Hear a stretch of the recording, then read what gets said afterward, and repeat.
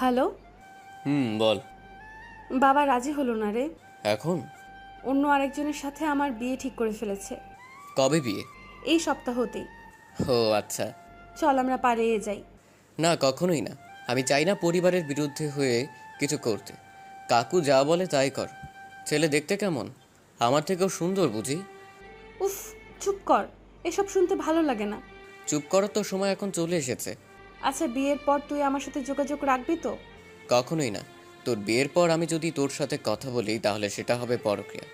আর তুই কি চাস আমাদের এত পবিত্র ভালোবাসা পরকীয়াতে পরিণত হোক? না, কখনোই না।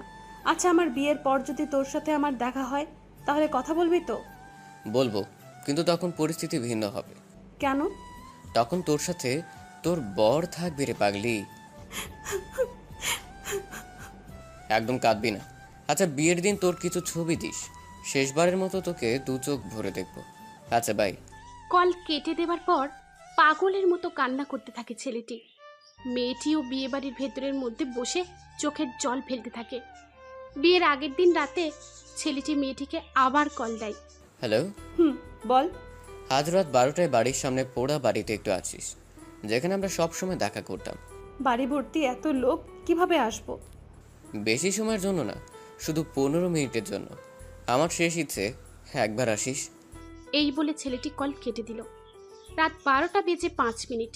ছেলেটি সেই পুরো বাড়ির সামনে বসে আছে। এমন সময় মেয়েটি আসলো।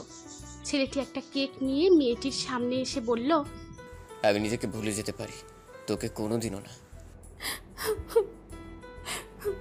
এভাবে কান্না করবি নাকি এবার কেকটা কাটবি? এবার ছেলে ও মেয়েটি মিলে কেকটা কেটে একজন আরেকজনকে খাইয়ে দিল। খাওয়া শেষে মেয়েটি ছেলেটিকে শক্ত করে জড়িয়ে ধরে কান্না করতে শুরু করে দিল। ছেলেটি কি যেন একটা ভেবে জড়িয়ে ধরতে গিয়েও আবার হাত সরিয়ে নিল।